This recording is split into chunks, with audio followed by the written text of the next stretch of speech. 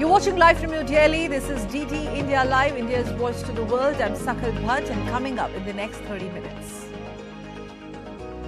Prime Minister of India Narendra Modi participates in Constitution Day celebrations in Supreme Court, says India's constitution has lived up to every expectation and need of the country. Over in Pakistan, PTI supporters enter red zone areas in capital Islamabad after clashes with security personnel. Army issues shoot at sight orders. And fresh strikes hit Beirut as Israel and Lebanon officials indicate ceasefire deal is close.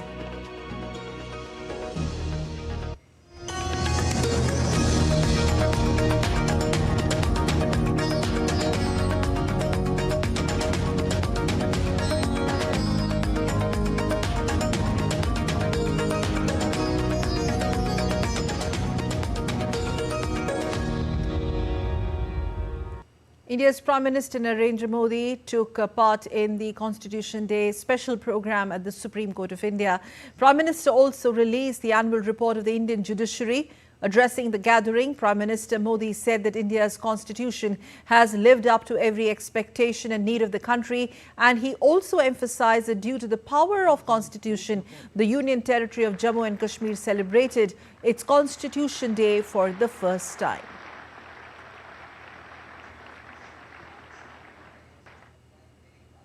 कालखंड में आपातकाल जैसा समय भी आया और हमारे संविधान ने लोकतंत्र के सामने आई इस चुनौती का भी सामना किया।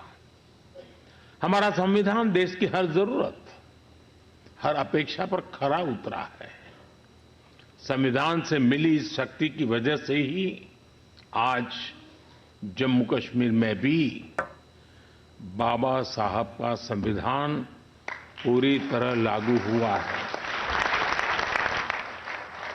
आज वहां पहली बार संविधान दिवस मनाया गया है। Prime Minister Modi said that Constitution of India has become a guiding light and showing us the path of progress as India goes through a huge phase of transformation. भारतीयों को त्वरित न्याय मिले, इसके लिए नई न्याय संहिता लागू की गई है। दंड आधारित व्यवस्था अब न्याय आधारित व्यवस्था में बदल चुकी है। महिलाओं की राजनीतिक भागीदारी बढ़ाने के लिए नारी शक्ति बंधन अधिनियम का ऐतिहासिक निर्णय हुआ है। हमने थर्ड जेंडर को उनकी पहचान और उनका हक दिलाने के लिए भी कदम उठाए हैं। हमने दिव्यांगजनों के जीवन को आसान बनाने के लिए भी व्यवस्थाएं बनाई है। On the celebrations of the Constitution Day, President Draupadi Murmu addressed a joint sitting of both houses of Parliament, commemorating the 75th year of the adoption of India's Constitution. Addressing parliamentarians, the President of India noted that the Constitution is a living and progressive document, highlighting that through the Constitution, we have achieved the goals of social justice and inclusive development. आज हम सब एक ऐतिहासिक अवसर के भागीदार भी बन गए हैं और साक्षी भी। 75 वर्ष पहले संविधान सदन के इसी केंद्रीय कक्ष में आज ही के दिन संविधान सभा ने नवस्वाधीन देश के लिए संविधान निर्माण का बहुत बड़ा कार्य संपन्न किया था। उस दिन संविधान सभा के माध्यम से हम भारत के लोगों ने इस संविधान को अपनाया, अधिनियमित किया और आत्मार्पित किया था। हमारे संविधान हमारे लोकतांत्रिक गणतंत्र की सुदृढ़ आधारशिला है। Prime Minister Narendra Modi and other leaders also attended the Constitution Day celebrations at the Central Hall of Samvidhan Sadan, the old Parliament building.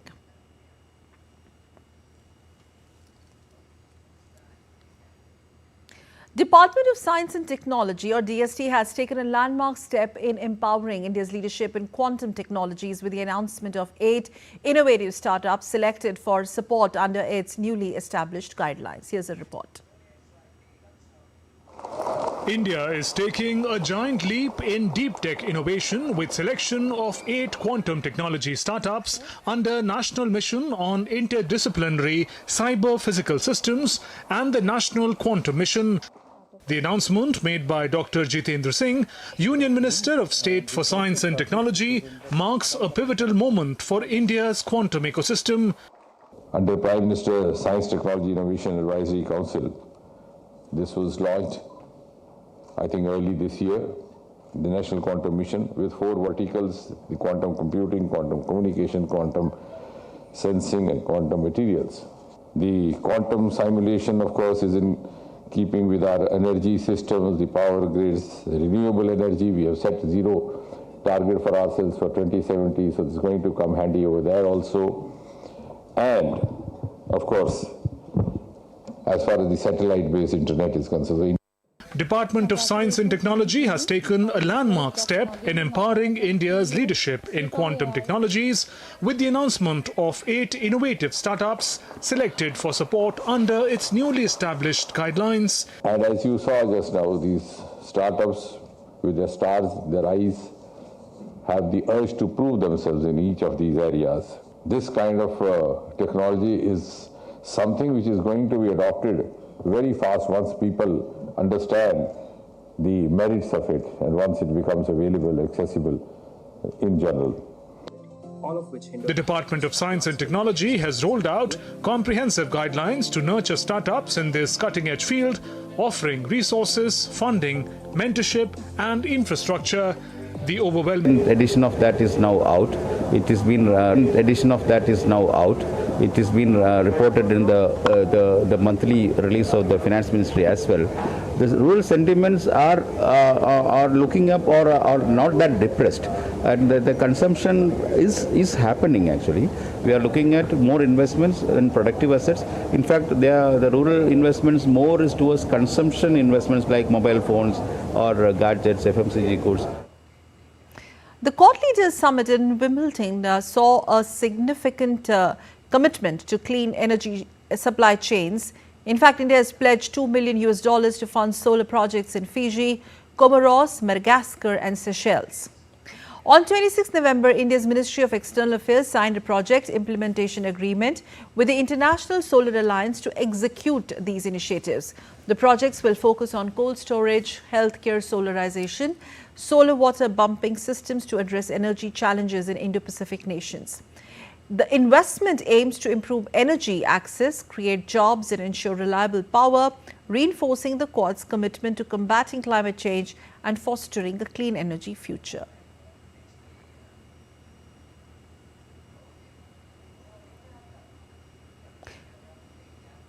India's Ministry of External Affairs on Tuesday has expressed deep concern over the arrest and denial bail to Chinmoy Krishnadas. As per the MEA, the incident follows the multiple attacks on Hindus and other minorities by extremist elements in Bangladesh. It added that it is unfortunate that while the perpetrators of these incidents remain at large, charges have been pressed against a religious leader presenting legitimate demands through peaceful gatherings. India also notes with concerns the attacks on minorities protesting peacefully against the arrest of Das.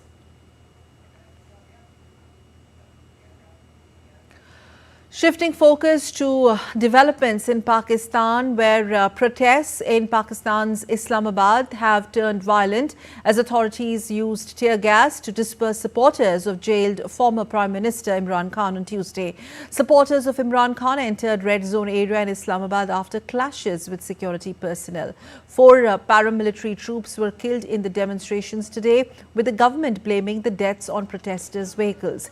Imran Khan's followers had marched to the capital demanding his release and the government's resignation before clashing with security forces. The Interior Ministry warned of a possible curfew and troop deployment to contain the unrest.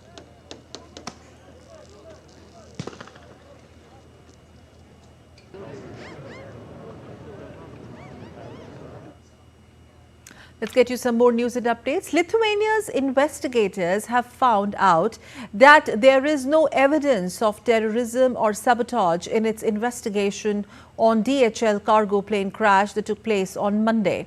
Authorities also informed that the black boxes, which contained flight data and voice recorders, have not yet been found. French farmers from Coordination Rurale Union took a rally near the European Parliament in France's Strasbourg against the planned free trade agreement between the EU and Mercosur bloc.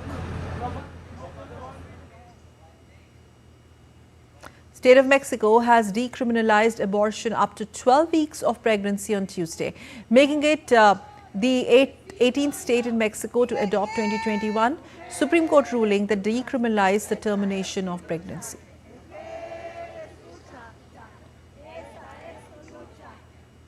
And still to come on this edition of DD India Live. This is what we have for you on the other side. We talk about President-elect Trump ends the ante on tariff, vowing massive tariff on goods from Mexico, Canada and China on day one. And India's D. Gukesh and China's Ding Larin play out draw in Game 2 in Chess World Chess Championship 2024.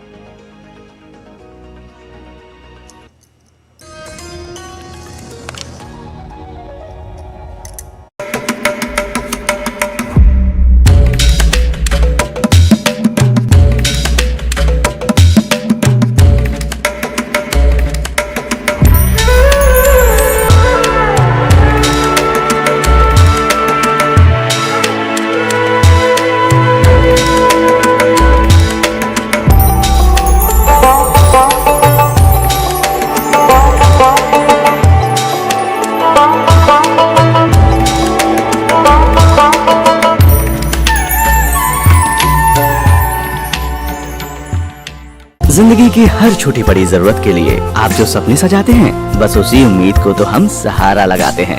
SIP आपकी savings को आपकी खातिर काम पर लगाएगी।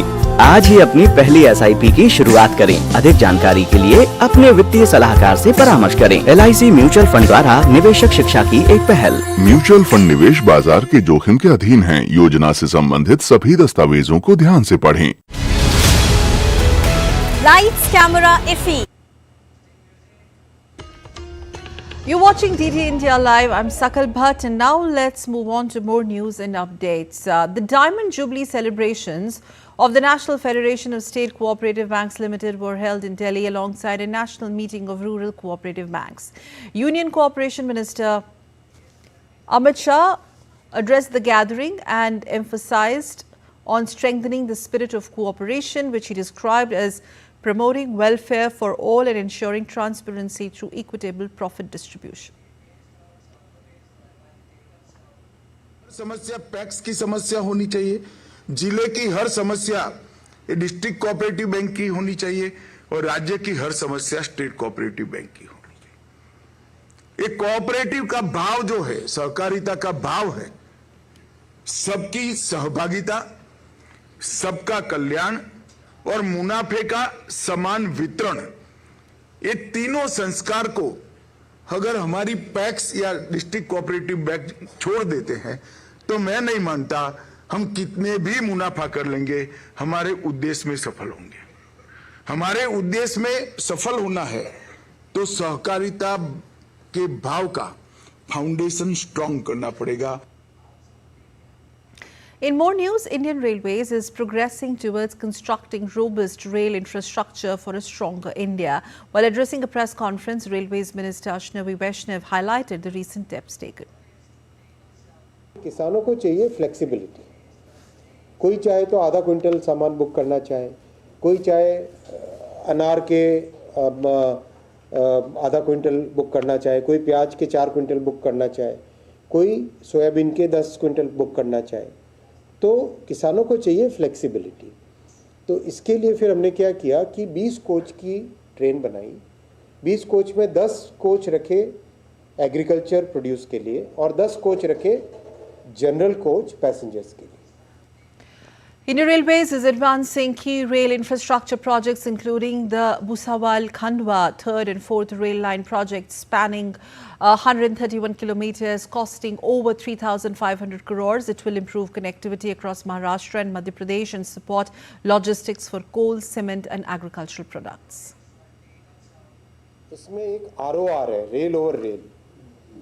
ये इसलिए किया है, ये वाला कॉन्सेप्ट इसलिए लाया है इस कॉन्सेप्ट को, जिससे कि भुसावल जंक्शन, जो कि बहुत इंपॉर्टेंट जंक्शन है, चारों डायरेक्शंस में जोड़ता है भुसावल जंक्शन। इधर सूरत की तरफ जुड़ता है, ऊपर नॉर्थ की तरफ जुड़ता है, ईस्ट की तरफ जुड़ता है और साउथ की तरफ जाता है।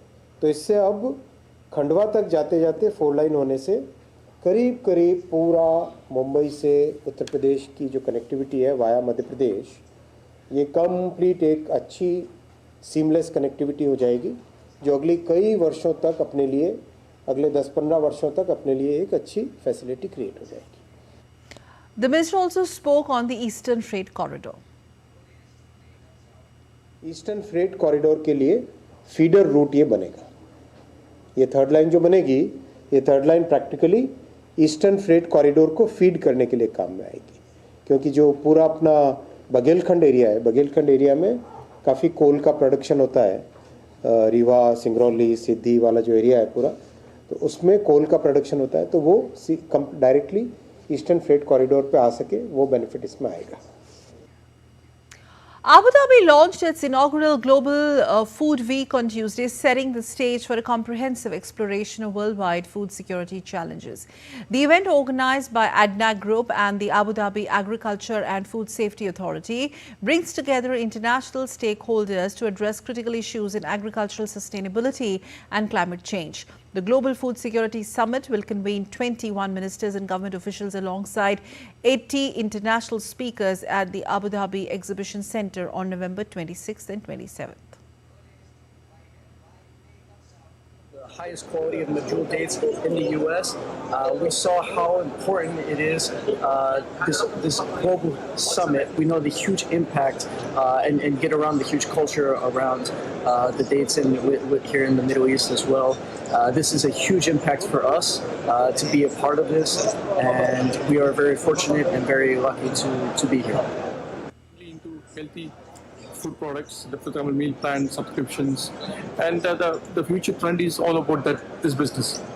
And I represent this company which is based in Dubai, and the products what we offer is mainly healthy foods for food replacements, for example like sugar replacements like stevia, so to name some. So there are main ingredients what we use for these kind of products.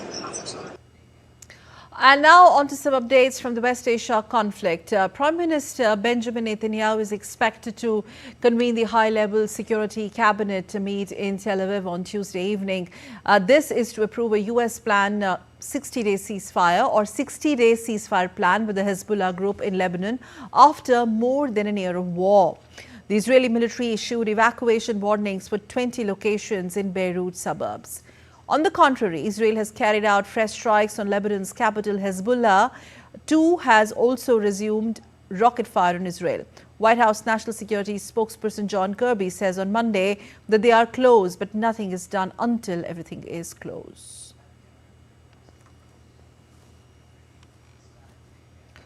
U.S. President-elect Donald Trump has pledged tariffs of Canada, Mexico and China. He's planning a 25% tariff on imports from Canada and Mexico to curb drugs and migrants, and an additional 10% tariff on Chinese imports. These measures could trigger trade wars and affect global supply chains. Mihir Maikuri of DD India has more. U.S. President-elect Donald Trump on Monday outlined his plans to impose hefty tariffs on the nation's top trading partners, Canada, Mexico and China, fulfilling campaign promises that risk igniting trade wars once again. Trump announced a 25% tariff imports from Mexico and Canada as a priority action upon assuming office. He claimed that drugs, particularly fentanyl, were flooding into the U.S. primarily via Mexico, while illegal immigration was also occurring through Canada. Trump further targeted China, proposing an additional 10% tariff over the country's alleged inaction on combating drug trafficking to the United States. He declared that tariffs would remain in place until Beijing curbs its involvement. China responded cautiously to Trump's tariff threats, emphasizing its willingness to maintain communication. As a principle, we are open to maintaining dialogue and communication. Trump's proposed tariffs could violate the US-Mexico-Canada agreement signed in 2020, which facilitates largely duty-free trade between the three nations. Notably, more than 83% of Mexico's exports and 75% of Canada's exports were destined for the US in 2023. China's economy, already strained by a prolonged property downturn, mounting debt risk and weak domestic demand, faces further vulnerability under Trump's proposed measures. The announcement sent ripples through global markets. While the US dollar strengthened, Chinese stocks dipped slightly and European shares fell on Tuesday. European leaders also voiced concern over Trump's tariff threats. German Economy Minister Robert Habeck urged a unified EU response to prevent a potential trade war, emphasizing the importance of diplomacy. All I know are Donald Trump's statements during his election campaign, and I therefore do not want to speculate how things will proceed. At the same time, last night's decision could indicate he is very serious. First, the EU must respond united to this and not tear itself apart into 2 or 3 blocks of countries, but speak as a united Europe. Second, we must make clear that ultimately everyone loses: the United States economic area and Europe. All eyes are now on Trump and how the situation unfolds for the world after he takes over the White House next year. Mihir Mekuri's report for DD India. Well, one of Europe's largest steel makers, ThyssenKrupp, has announced plans to slash close to 11,000 jobs by the end of the decade. And this is a sign of businesses struggling in Germany with increased competition coming from China, competition coming from India and also Japan. So what does this mean for the 1,000 employed? For more on this, we are joined by DW's Varda Imran in Berlin. Varda, what's behind the job cut decision? Thanks for having me. ThyssenKrupp is an industrial giant here in Germany, and the announcement that 11,000 jobs are on the line really created waves here.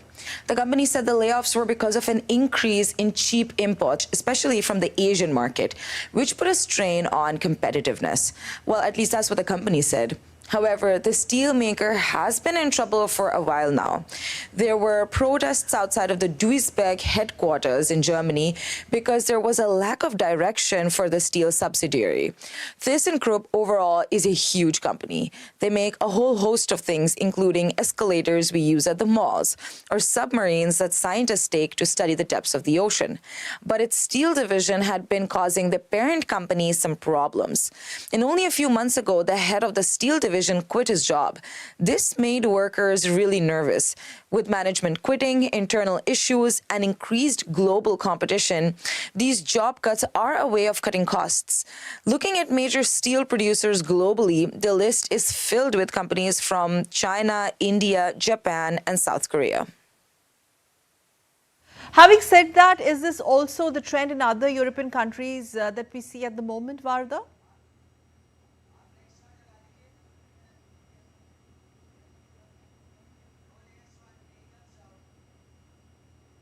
It seems to be so. Europe's largest steelmaker and the world's second largest steelmaker, Luxembourgish company ArcelorMittal, also announced plans to close 2 plants in northern France, which would result in close to 150 jobs being eliminated.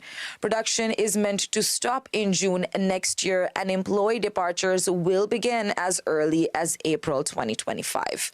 ArcelorMittal also called on the EU to protect the competitiveness of European steel industry. Only a few days ago, French tire company known throughout the world, Michelin, said they will also close 2 plants in France in 2026, signaling the start of a tough period for European auto industry. This company, like ThyssenKrupp, is struggling to make economic headwinds. ThyssenKrupp recorded a 1.5 billion euro loss for the year 2023 and 24, and a 2 billion euro loss the year before. Thank you very much, Varda, for joining us on that story from Berlin. And now let's move on to some good news coming in on the sports front back home in India. India's Grandmaster D. Gurukesh has played out a draw with the counterpart Ding Liren from China in the second game of the World Chess Championships, as both players opted to share soils on Tuesday in Singapore. Ding Liren got his World Chess Championship title defense underway in style as he scripted a win, coming back from a position of disadvantage against Indian challenger D. Gurukesh in the first board of the final of the event in Singapore on Monday. With this win, Liren took a 1-0 lead over Gurukesh in this championship. A total of 7.5 points from across 14 games are required to either play to claim the championship. A win garners 1 point, a loss equates to 0, while a draw shall reward both players 0.5 points each. So if the match ends in a tie after all 14 games, a tie break will be held following day to determine the winner. Well, that's all for this edition of DD India Live, but let us know your thoughts on the news of the day. We look forward to hear from you. For those on the go, you can get all the latest news and updates from India and across the world on DD India mobile app. The app is available on both Android and iOS platforms. You can scan the QR code on the screen that you see right now and download as you deem fit. So we will be back with more news as it breaks here on DD India. I'm Sakal Bhatt, and from all of us here in Delhi and my team, thanks for watching DD India, India's voice to the world.